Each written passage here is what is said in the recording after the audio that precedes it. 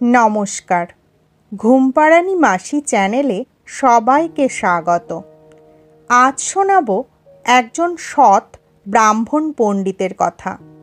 পণ্ডিত অদৃষ্ট ও পুরুষকারের মধ্যে দ্বন্দ্ব নিয়ে বিচলিত ছিলেন। অবস্থার বিপাকে পড়ে অদৃষ্ট জয়ী হয়ে যাচ্ছিল, কিন্তু জমিদারের সহায়তায় শেষ রক্ষা হয়েছিল। আজকের গল্প শ্রদ্ধেয় তারাশঙ্কর বন্দ্যোপাধ্যায়ের লেখা কাক পণ্ডিত। কালো লম্বা মানুষটি ঘোর কালো, গলায় পৈতা আছে বলিয়া বোঝা যায় ব্রাহ্মণ। নাম যতীন চাটুর্যে, পাঠশালার পণ্ডিত, লোকে বলে কাক পণ্ডিত। শুধু কালো বলিয়াই নয়, আরও কথা আছে ইহার মধ্যে। ছোট্ট একখানি চাষির গ্রামের পাঠশালা ওই যতীনই আসিয়া স্থাপন করিয়াছে। মূল জীবিকা ব্রাহ্মণহীন চাষির গ্রামে গ্রাম দেবতার পূজা করা, ঘরে ঘরে ষষ্ঠী পূজা, লক্ষ্মী পূজা করা, মাঠে আখ মাড়াইয়ের সময় শাল পূজা করা। যতীনকে এই জন্য লোকে প্রকাশ্যে বলে যতীন ঠাকুর। বুদ্ধিমান যতীন অতঃপর ভাবিয়া চিন্তিয়া পাঠশালা খুলিয়া বসিল। জমিদারের কাছারিতে পাঠশালা বসে। কয়েক বৎসরই পাঠশালা হইয়াছে, কিন্তু আজ পর্যন্ত পাঠশালার একটি ছাত্রও বৃত্তি পায় নাই। সেটা যতীনের অক্ষমতা নয়, সে ভালো ছেলে তৈয়ারি করিলেই পাশের গ্রামের পাঠশালার পণ্ডিতেরা জামা কাপড়, বই, কি টাকার লোভ দেখাইয়া ছেলেটিকে ভাঙাইয়া লইয়া যায়। এমন কয়েকটি ছেলেই অন্য পাঠশালা হইতে বৃত্তি পাইয়াছে। তাই তার কালো চেহারার সঙ্গে মানাইয়া লোকে গোপনে তাহাকে বলে কাক পণ্ডিত। অর্থাৎ কাকের মতোই সে কোকিলের ছানা মানুষ করে। একদা সে ছানা বড় হইয়া অন্যত্র গিয়া কুহু কুহু করিয়া গান গাহিয়া চারিদিক মাতাইয়া দেয়, লোকে তারিফ করে। পূজা এবং পড়ানো একই সঙ্গে চলে যতীন চাটুর্যের। সকালে পূজা না হইলে দেবসেবায় ত্রুটি হয়। আবার পাঠশালা, সেও সকালে না বসাইলে নয়। যতীন অতি সুকৌশলে দুই কাজ সারিয়া লয়। পাঠশালা বসাইয়া সে অপেক্ষা করিয়া থাকে। পাখি সব করে রব, এরপরেই বসে তাহার পাঠশালা, এবং যেই দেখে শিশুগণ দেয় মন নিজ নিজ পাঠে, অমনি যতীন তেলের বাটি লইয়া বসে। পাঠশালাতে বসিয়া তেল মাখাও চলে, আর ছেলে পড়ানোও চলে।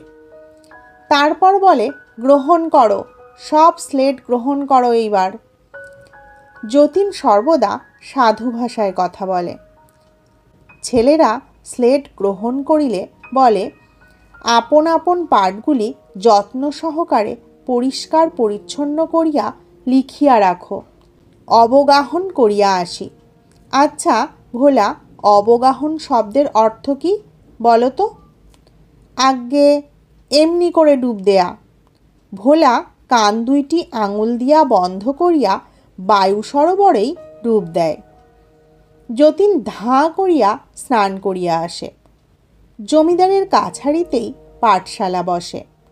কাছারির প্রাঙ্গণে কয়েকটি জবা, আকন্দ ও কলকে ফুলের গাছ, গোটা দুই বেলগাছও আছে। কাপড় ছাড়িয়া যতীন কয়েকটা ফুল তুলিয়া লয়। অতঃপর বিল্বপত্র চয়ন করিবার পূর্বে কপালে হাত ঠেকাইয়া অদৃশ্য বৃক্ষবিহারীকে প্রণাম করিয়া তবে বিল্বপত্র চয়ন করে। তারপরই হয় টিফিনের ছুটি। সে বিল্ববাসিনীর ঘরে ঢুকিয়া প্রথমেই ভাঙা কাসরটা ঠন ঠন শব্দে বাজাইয়া দেয়।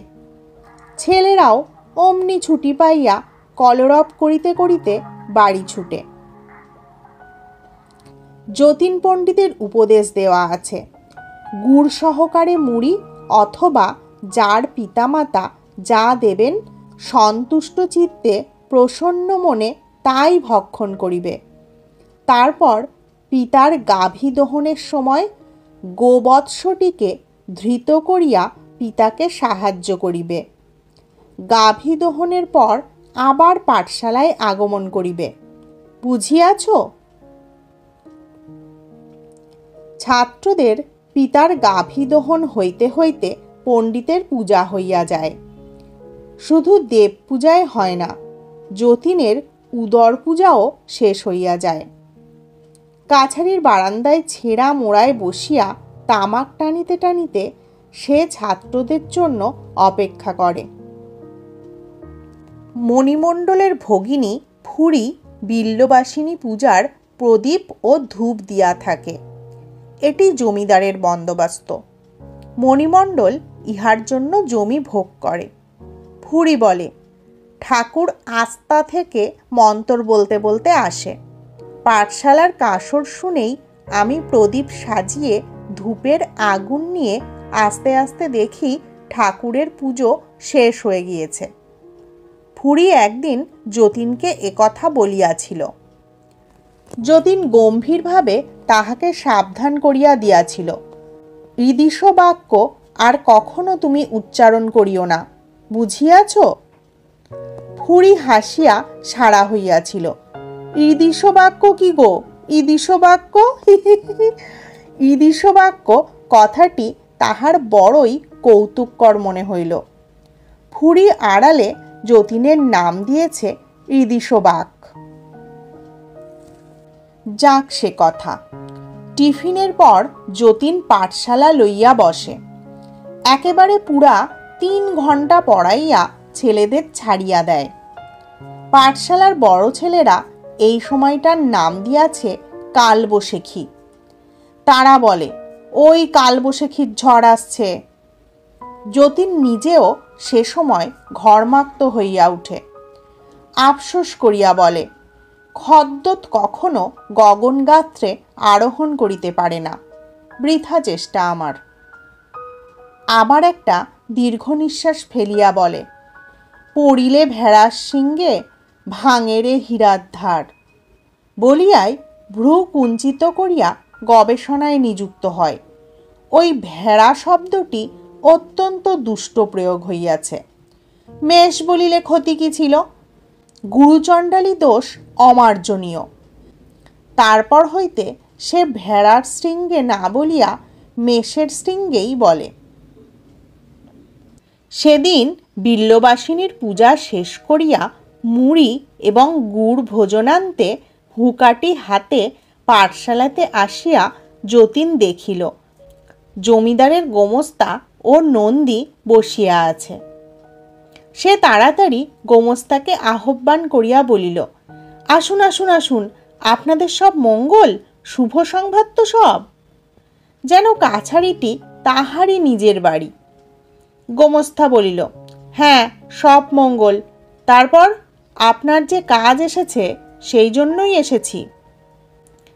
কলকেটি গোমস্তার নিকট নামাইয়া দিয়া বলিল, কি কর্ম ব্যক্ত করুন।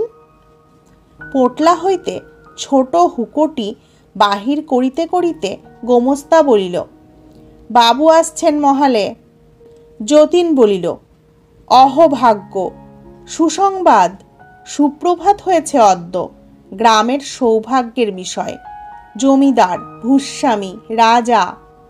গোমস্তা বাধা দিল, নতুবা জমিদারের আরো অনেক নাম সে বলিতে পারিত। গোমস্তা বাধা দিয়া বলিল, বিল্ববাসিনীর পুজো যখন নেন তখনকার কথা মনে আছে তো? বাবু এলে পাক শাক এখানে আপনাকেই করতে হবে। অবশ্য বাবু নিশ্চয় বকশিস দেবেন। যতীন বলিল, অবশ্য অবশ্য, কর্তব্যকর্ম অবশ্য করণীয়, অবশ্যই আমি চালিত করিয়া দিব। এইটুকুর একটু ইতিহাস আছে। যতীন এ গ্রামের বাসিন্দা নয়। এ গ্রামে পূর্বে এক ঘর মাত্র ব্রাহ্মণ ছিল, তাহারাই বিল্ববাসিনীর পূজা করিত। এবং তাহার জন্য জমিদার প্রদত্ত জমি ভোগ করিত। কিন্তু কিছুদিন পূর্বে সে ব্রাহ্মণ বংশটি নির্বংশ হইয়া গিয়াছে। যতীন এ গ্রামে পাঠশালা করিলে সে এই পূজারকত্ব পদের প্রার্থী হইল। তখনই কথা হয়, তাহাকে এই গ্রামে বাস করিতে হইবে, গ্রামের সকলের পৌরোহিত্যও করিতে হইবে এবং জমিদার অথবা তাহার কোনো বিশিষ্ট প্রতিনিধি আসিলে তখন পাচকের কাজও করিতে হইবে। যতীন তাহাই স্বীকার করিয়া লইয়া কাজ গ্রহণ করিয়াছে। বিনিময়ে জমিদার প্রদত্ত নিষ্কর 8 বিঘা জমি সে পাইয়াছে। কাজ লইয়া পাঠশালা করিতে প্রায়ই বড় অসুবিধা হয়। গ্রামে কোনো ক্রিয়াকর্ম থাকিলে সেদিন আর পাঠশালা করা হয় না, অথবা পাঠশালা সারিয়া সে কর্ম সারিতে গেলে বেলা 3টা পর্যন্ত অনাহারে থাকিতে হয় এবং গৃহস্থের তিরস্কার সহ্য করিতে হয় বিস্তর। কিন্তু তবু যতীন পাঠশালাটি ছাড়ে নাই। নানা কৌশলে সুবিধা অসুবিধার একটা সমন্বয় সে করিয়া ফেলিয়াছে। গোমস্থা বলিল, হ্যাঁ, সেই জন্যই বাবু রাধুনী বামুন সঙ্গে আনবেন না। যতীন একটু মাথা চুলকাইয়া বলিল, দেখুন, একটি অসুবিধা হইবে বলিয়া অনুমান করিতেছি। হুজুর হইলেন শহর নিবাসী, 10 ঘটিকার সময় আহার করা অভ্যাস। কিন্তু আবার বিবেচনা করুন, বিল্ববাসিনীর পূজার্চনা, তৎপর পাঠশালার কর্ম। ধমক দিয়া গোমস্থা বলিল, পাঠশালা এখন বন্ধ করে দেন, আর বাবু এলে পাঠশালা করবেনই বা কোথায়? কাছারিতে তো আর পাঠশালা করা যাবে না। যতীন বলিল, কিন্তু মায়ের পুজো তো। গোমস্থা বলিল, সে তো 9টার মধ্যেই হয়ে যাবে। 9টায় রান্না চড়ালে 12টায় শেষ হবে। বাবু আমাদের 12টার এদিকে খান না। যতীন খুশি হইয়া বলিল, অবশ্য 12 ঘটিকা হইল ঠিক মধ্যাহ্ন। মধ্যাহ্ন ভোজন মধ্যাহ্নেই করা কর্তব্য। হুজুর আমাদের মহৎ বংশোদ্ভূত মহৎ ব্যক্তি।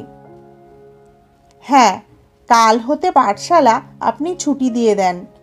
কাছারিতে কলি ফেরাতে হবে, পরিষ্কার করতে হবে। তারপর নন্দীকে সম্বোধন করিয়া বলিল, কাঠ কেটে চেলা করে রাখ, একটা বড় দেখে ডাল কারো গাছের কেটে নে। যতীন বলিল, হ্যাঁ বৎস, শাখাটি যেন বেশ শুষ্ক হয়। আর্দ্রকাষ্ঠ হইলে ধুমড়ে ধুমড়ে অন্ধ হয়ে যেতে হবে।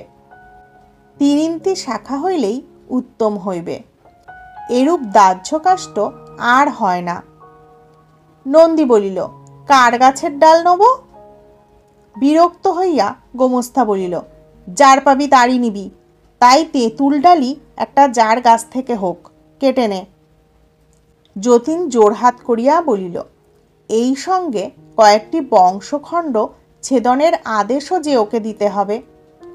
গোমস্থা বলিল, আপনার মশাই কোন সময়ে কোন দান? কেন, বংশখণ্ড নিয়ে কি করিবেন? ঘর তো ছাড়ানো হয়ে গিয়েছে। যতীন বলিল, আজ্ঞে তোরণ নির্মাণ করিব। হুজুর যেদিন পদার্পণ করিবেন সেদিন পত্রপুষ্প দিয়া সুসজ্জিত করিব। গোমস্তা বলিল, তাই দিস রে, গোটা 8 বাঁশ কেটে ঠাকুরকে দিস।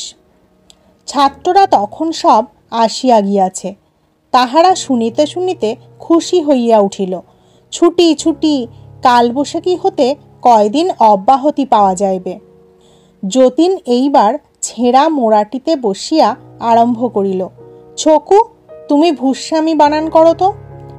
ছকু নির্ভুল উত্তর দিল, হরিচরণ, ভূস্বামী শব্দের অর্থ কি? হরিচরণ বলিতে পারিল না। হরিচরণের পরে একে একে সকল ছাত্রকেই প্রশ্ন করা হইল, কিন্তু কেহই উত্তর দিতে পারিল না। তখন যতীন বলিল, মরিরাম, তুমি এ প্রশ্নের উত্তর প্রদান করিতে পারিবে? মরিরাম বলিল, আজ্ঞে। বলিয়া সে যথাসম্ভব গুছাইয়া বিস্তৃতভাবে ভূস্বামী শব্দের অর্থ ব্যাখ্যা করিলে। যতীন খুশি হইয়া বলিল, আমার নিকটে আগমন করো। মরিরাম তাহার নিকটে আসিল। যতীন তাহার শীর্ণ দেহে হাত বুলাইয়া বলিল, উত্তম, যথার্থ উত্তর প্রদান করিয়াছ। তারপর সে ছেলেদের জমিদার কে এবং কি বুঝাইতে আরম্ভ করিল। ছেলেরা কালবৈশাখীর হাত এড়াইয়া জমিদারের দীর্ঘ জীবন কামনা করিতেছিল। বক্তৃতা শেষে যতীন বলিল, আগামী কল্য হইতে বিল্ববাসিনী মায়ের প্রাঙ্গণে ওই বৃক্ষছায়াতে পাঠশালা চালিত হবে এবং প্রাতঃকালের পরিবর্তে অপরাহ্ন 2 ঘটিকা হতে 5 ঘটিকা পর্যন্ত হইবে। ছেলেরা পাংশু মুখে উহার মুখের দিকে চাহিয়া রহিল। যতীন আবার বলিল, হৃদয়ঙ্গম হইয়াছে সব? সকলে ঘাড় নাড়াইয়া জানাইল, হইয়াছে। মরিরাম ছেলেটি মৃদু স্বরে বলিল, আমাকে তাহলে কখন পড়াবেন? মরিরামকে যতীন পৃথকভাবেও পড়াইয়া থাকে। সে সময়টা ওই 2 ঘটিকা হইতে 4 ঘটিকা পর্যন্ত নির্দিষ্ট আছে।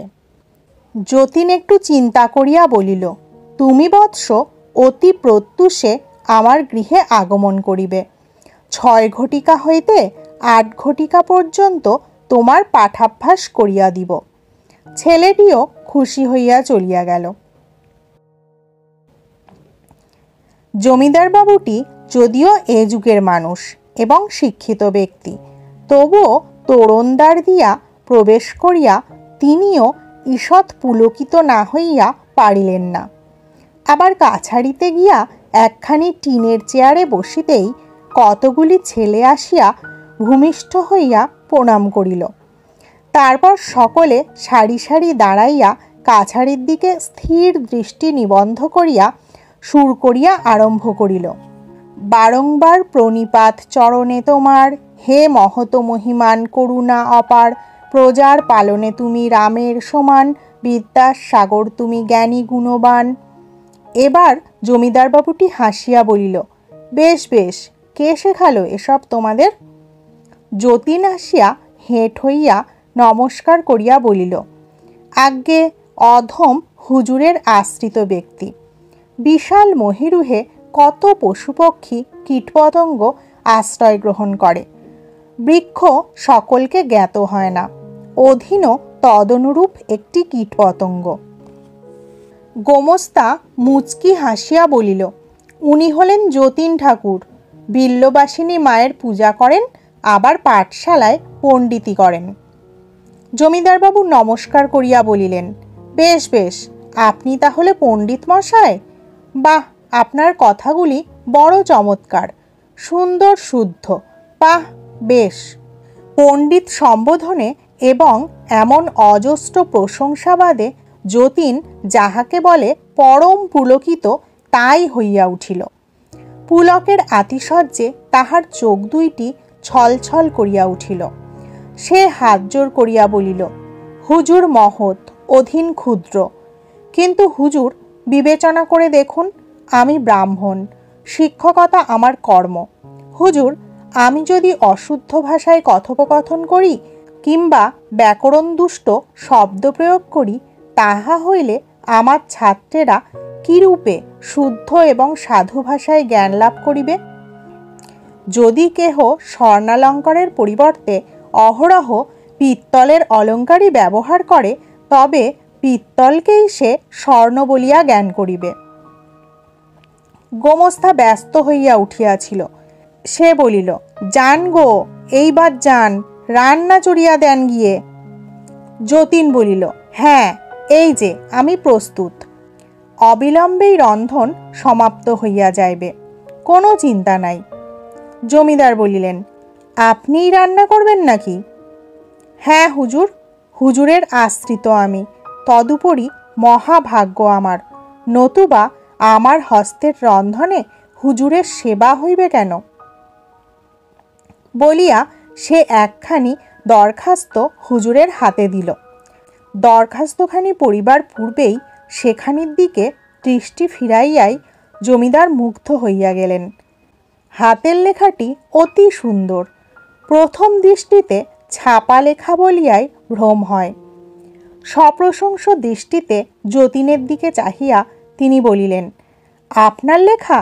বাহ, এ অতি সুন্দর লেখা। এত সুন্দর লেখা আমি কখনো দেখিনি। যতীন আবার আরম্ভ করিল, হুজুর, হস্তলিপি সুন্দর না হইলে শিক্ষকতা করা চলে না।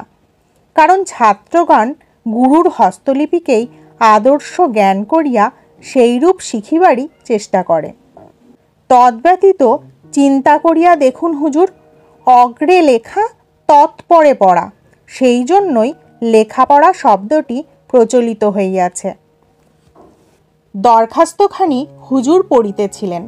প্রথমেই যতীন আরম্ভ করিয়াছে, মহামহিম মহিমার্ণব জ্ঞানগুণ প্রভৃতি অশেষ সদ্গুণ সমলঙ্কৃত প্রজাপালক ভূস্বামীপ্রবর শীল শ্রীযুক্ত মহোদয় অশেষ প্রবল প্রতাপেষু। তাহার পর দীর্ঘ 3 পৃষ্ঠা ধরিয়া গ্রামের পাঠশালাটির দুরবস্থা বর্ণনা করিয়া হুজুরের করুণাদৃষ্টি আকর্ষণ করা হইয়াছে। জমিদার প্রশ্ন করিলেন, সরকারি সাহায্য কত করে পান? 1 কপর্দকও নয় হুজুর। কেন? আমি যে জ্যেষ্ঠতাত পত্নী পাশ নই হুজুর। জমিদার বিস্মিত হইলেন। যতীন সবিনয়ে বলিল, ধৃষ্টতা মার্জনা করিবেন অধীনের। রহস্য করিয়া ও বাক্যটি আমি প্রয়োগ করিয়াছি। গুরু ট্রেনিংকে বলা হয় জিওটি, রহস্য করে আমরা বলি জেঠি, জ্যেষ্ঠতাত পত্নী। জমিদার হাসিয়া বলিলেন, বুঝেছি। আচ্ছা, আমি বরং সেজন্য চেষ্টা করব। যতীন বলিল, হুজুর, আক্ষেপের বিষয়ে আর কত নিবেদন করিব? আমার পাঠশালার ছাত্রকে বৃত্তি পরীক্ষা দিতেও অনুমতি দেয়া হয় না। তজ্জন্য আমার শিক্ষকতার কৃতিত্ব দেখাইতে পাইলাম না। নতুবা আমি অহংকার সহকারে বলিতে পারি, আমার ছাত্র প্রত্যেকবারই বৃত্তি পরীক্ষাতে কৃতকার্য হইত, এবং সেই জন্যই আমি যাহাদের শিক্ষিত করিয়া তুলি তাহাদেরই গ্রহণ করিয়া অবশেষে লোকপাড়ার বিদ্যালয় বৃত্তি পরীক্ষায় সুনাম অর্জন করে। বর্তমান বৎসরে মরিরাম নামক একটি বালক আছে হুজুর, তাহাকে হীরকখণ্ড বলা যায়। যদি কোনরূপে অনুমতি পায় হুজুর। নন্দীটা উনানে আগুন দিয়াছিল, সে বাধা দিয়া ডাকিল, কাঠগুলো পুড়ে যে হুদ্দর হয়ে গেল মশায়। যতীন ব্যস্ত হইয়া বলিল, এই যে আমিও আগমন করিতেছি। তুমি হরিদ্রা, লঙ্কা, আদ্রক প্রভৃতি মশল্লাগুলি বন্টনের ব্যবস্থা করো দেখি। রান্নাঘরের দাওয়া হইতে গোমস্থা বলিল, বন্টনের ব্যবস্থা হয়েছে, এখন আপনি আগমন করুন দেখি। হুজুর তো এখন রইলেন, পরে ওসবের ব্যবস্থা হবে। যতীন রান্নাশালে আসিতেই নন্দীটা বলিল, তুমি কিন্তু কাচ্ছা বকতে পারো মশাই, বকে বকে মানুষের কানের পোকা মেরে ফেলা। আহ, সেই কাল থেকে লেগেছ বাপু।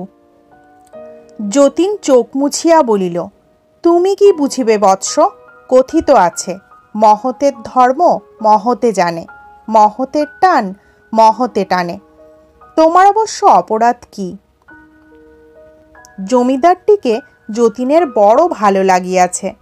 গোমস্তা, নন্দী, বাবুর চাপরাশি সকলেই যতীনকে শাসন করে, কিন্তু বাবুর ব্যবহার বড় মিষ্ট, কদাপি কটু কথা বলেন না। গোমস্তা, নন্দী, চাপরাশির ব্যবহারে যতীন দুঃখিত নয়, সে মনে মনে তাহাদের করুণা করে। একান্ত নির্জনে সে আপন মনেই দীর্ঘ নিঃশ্বাস ফেলিয়া বলে, অজ্ঞতার মতো দুষ্ট ব্যাধি আর সংসারে নাই।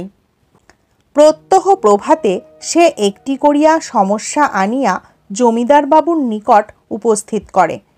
করজোড়ে দাঁড়াইয়া বলে, হুজুর, অভয় দিলে অধীন একটি নিবেদন পায়। বাবুর হাসির মধ্যেই অভয় ফুটিয়া উঠে। যতীন বলে, একটি সমস্যার সমাধান করিয়া দিতে হইবে হুজুর। হুজুর, এই সংসারের মধ্যে একদা অদৃষ্ট ও পুরুষকারের মধ্যে বিবাদ হইয়াছিল। অদিষ্ট বলে আমিই শ্রেষ্ঠ, আমি বলবান। পুরুষকার বলে ভুল, আমিই শ্রেষ্ঠ, আমি বলবান। এইটুকুই অবগত হইয়াছি। মীমাংসার সংবাদ আমি জানি না। মীমাংসা হুজুরকে করে দিতে হবে। বাবু শিক্ষিত ব্যক্তি, তিনি বলিলেন, মীমাংসা এখনো হয়নি পণ্ডিত মশাই, বিবাদ এখনো চলছে, কাজেই মীমাংসার খবর কেমন করে দেব আপনাকে? বাবুর উত্তরে যতীনের চমক লাগিয়া যায়। সে মাথা চুলকাইতে চুলকাইতে ফিরিয়া আসিয়া কথাটি ভাবিতে বসে, কিন্তু ভাবিয়াও বুঝিতে পারে না। তবুও কথাটা তাহার বড় ভালো লাগিয়াছে। সে মনে মনে কথাগুলি মুখস্থ করিয়া ফেলে। ভাবিয়া চিন্তিয়া খবর শব্দটির পরিবর্তে সংবাদ শব্দটি বসাইয়া শুদ্ধ করিয়াও লয়।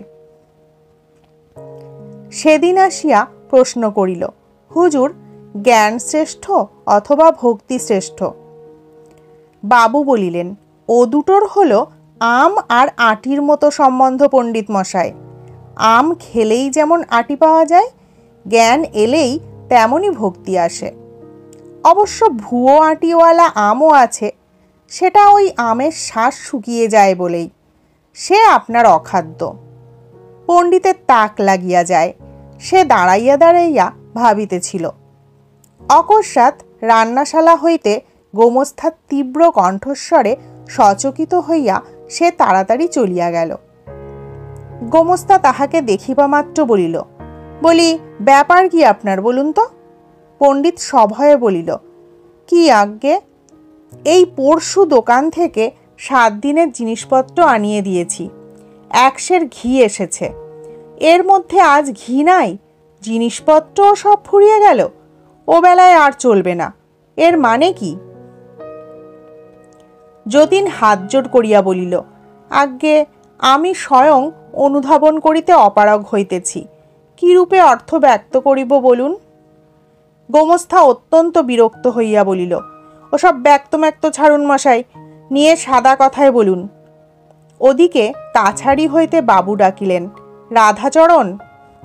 গোমস্তা কথা অসমাপ্ত রাখিয়াই তাড়াতাড়ি বাবুর কাছে আসিয়া দাঁড়াইল। বাবু বলিলেন, বকাবকি কিসের হচ্ছে? কি হলো? আজ্ঞে, মহা বিপদ হয়েছে, জিনিসপত্র সব চুরি যাচ্ছে। চুরি যাচ্ছে? কি চুরি গেল? আজ্ঞে, পরশু দোকান থেকে হিসেব করে 7 দিনের মতো জিনিসপত্র আনিয়াছি। ঘি আনিয়াছি পাকি 1 সের। আজ আর জিনিসপত্র কিছুই নাই, ঘি ছটাকখানেক মাত্র পড়ে আছে। ও বেলায় সব আসবে, তবে রান্না চড়বে। যতীনও পিছন পিছন আড়ালে আসিয়া দাঁড়াইয়াছিল। সে সম্মুখে আসিয়া বলিল, হুজুর, তস্কর যে কে অনুসন্ধান করে দেখা হোক। আমি অদ্য হইতে কাছারি ত্যাগের সময় বস্ত্র অঙ্গ উত্তম রূপে পরীক্ষা করাইয়া যাইব হুজুর। বাবু বলিলেন, না না না, যান, আপনি কাজ করুন গে যান। ধমক দিয়া গোমস্থা বলিল, যান না মশাই। বাবু বললেন যেতে, আর আপনি আবার আরম্ভ করলেন। যতীন চলিয়া গেল। গোমস্থা বলিল, হয় ও, নয় ওই নন্দী বেটার কাজ। বাবু বলিলেন, বেশ তো, জিনিসপত্র একটু সাবধান করে রেখে তুমিও একটু নজর রাখো, তাহলেই আর চুরি যাবে না। আর ও নিয়ে কি কেউ কেলেঙ্কারি করে? ছি! গোমস্তা আপন মনেই বক বক করিতে করিতে চলিয়া গেল। কিছুক্ষণ পরে বাবু বাহিরে আসিয়া দেখিলেন যতীন ম্লান মুখে নির্বাক হইয়া বসিয়া আছে। কত গভীর চিন্তায় সে যে মগ্ন। তিনি বুঝিলেন কথাটা বেচারাকে বড়ই বাজিয়াছে। তাহারও মনটা বেদনায় টনটন করিয়া উঠিল। তিনি তাহাকে উৎসাহিত করিবার জন্যই বলিলেন, পণ্ডিত মশাই, একদিন আপনার পাঠশালা দেখব আমি। পণ্ডিত তাড়াতাড়ি উঠিয়া দাঁড়াইয়া বলিল, সে সৌভাগ্য কি আর অধীনের অদৃষ্টে আছে? বাবু বলিলেন, ও কথা কেন বলছেন? নিশ্চয় যাব আমি।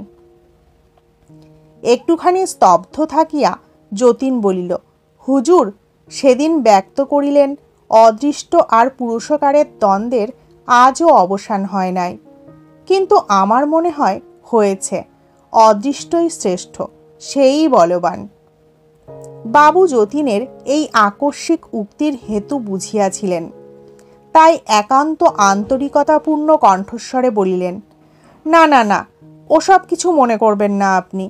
ওসব লোকের বিষয় ঘেঁটে ঘেঁটে মনে ঘাঁটা পড়ে গেছে। সংসারের আর পাপ ছাড়া কিছু চোখে পড়ে না ওদের। আমি ওর হয়ে আপনার কাছে মাপ চাচ্ছি। যতীনের চোখ দিয়া টপ টপ করিয়া জল পড়িয়া গেল। বাবুও আর সেখানে দাঁড়াইলেন না। পাছে যতীনের উচ্ছ্বাস প্রবলতর হইয়া উঠে, সেই ভয়ে তিনি ঘরে আসিয়া বসিলেন।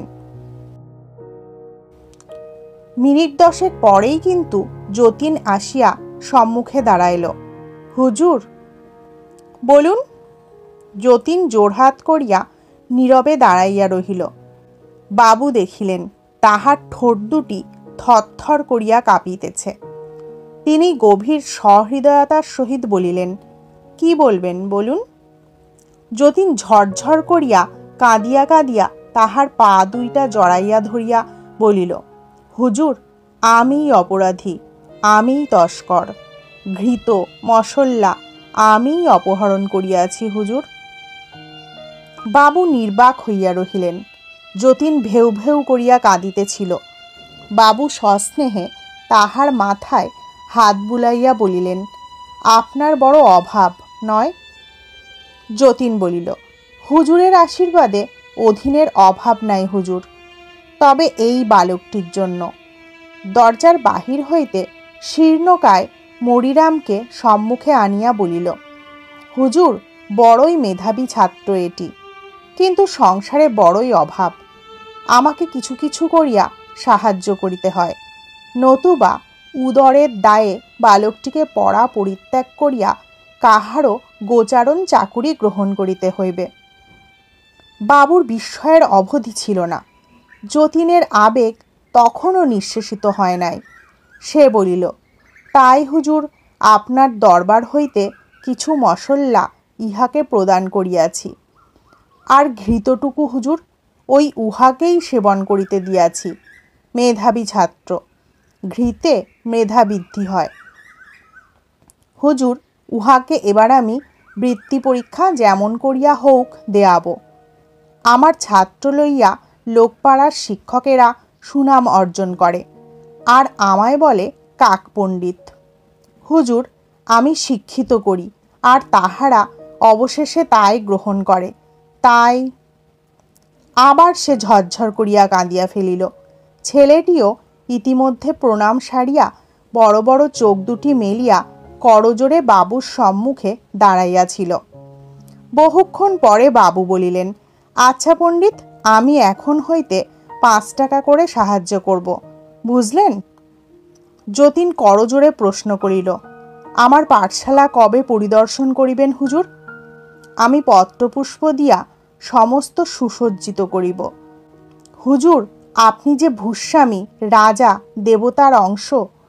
যতীনের উচ্ছ্বাস থামিত কিনা সন্দেহ, কিন্তু নন্দীটা চিৎকার করিয়া ডাকিল, এই যা, ডালটা পুড়ে গেল যে, ঠাকুরমশাই, ও ঠাকুরমশাই। সত্যিই পোড়া গন্ধ উঠিয়াছিল। যতীন ত্রস্তপদে রান্নাশালার দিকে চলিয়া গেল। আজকের গল্প এখানেই শেষ হলো। পণ্ডিতকে লোকে ব্যঙ্গ করে কাক পণ্ডিত বলতো, কিন্তু পণ্ডিত যথার্থই যত্ন করে ছেলেদের শিক্ষিত করে তুলত, এবং ভবিষ্যতে তারা সেই শিক্ষার জোরেই অন্য জায়গায় সুনাম অর্জন করত। ধন্যবাদ সকলকে। সবাই ভালো থাকবেন, সুস্থ থাকবেন, আর ভালো লাগলে একটি লাইক করে দেবার আবদার রইল।